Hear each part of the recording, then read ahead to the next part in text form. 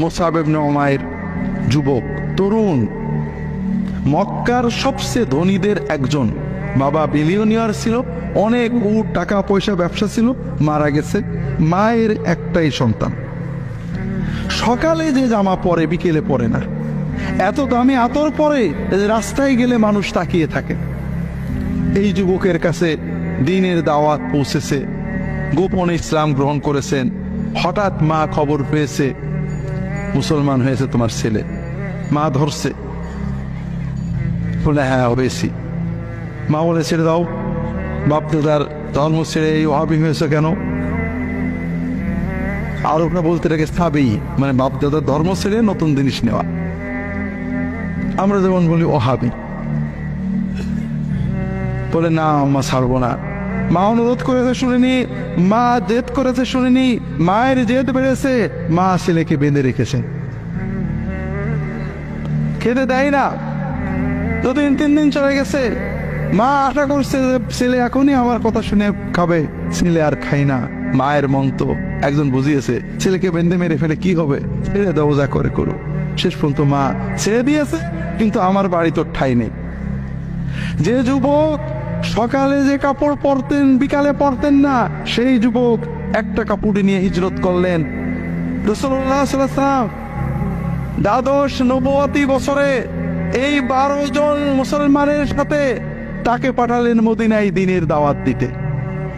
কি সুন্দর দাওয়াত দিয়েছেন। পরে 1 বছর না যাইতে মদিনার অধিকাংশ মানুষ মুসলমান হয়েছে এবং 75 জন লোক মুসলমান হয়ে নবীজিকে মদিনায় নেওয়ার জন্য নবুয়তের 13 বছরে জিলহজ মাসে হজের সময় মক্কায় চলে এসেছে। সুবহানাল্লাহ। কেমন দাওয়াত দিতেন! ওই মদিনার লোকেরাও বিরোধিতা করত। ফাটবররা শুনেছে গরিব যুবক এরা মুসলমান হয়ে যাচ্ছে। আওস এবং খাজরাজের যারা নেতা তারা খেপছে, ওই মক্কার থেকে একটা বদমাইশ আসছে, তাই না, আমাদের যুবকদেরকে নষ্ট করছে, এই সরল লোকদেরকে নষ্ট করছে। আচ্ছা যাচ্ছি, তরবারি নিয়ে গেছে।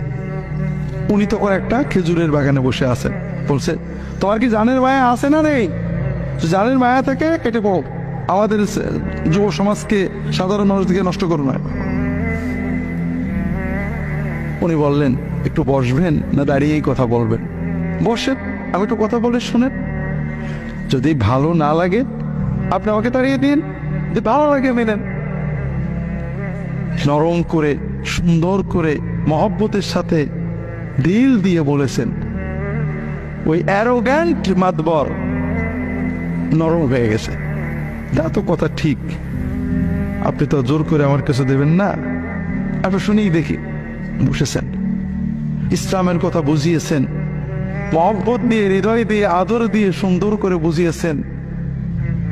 ওই লোকটা ওই এক সিটিংয়েই সঙ্গে সঙ্গে মুসলমান হয়ে গেছে।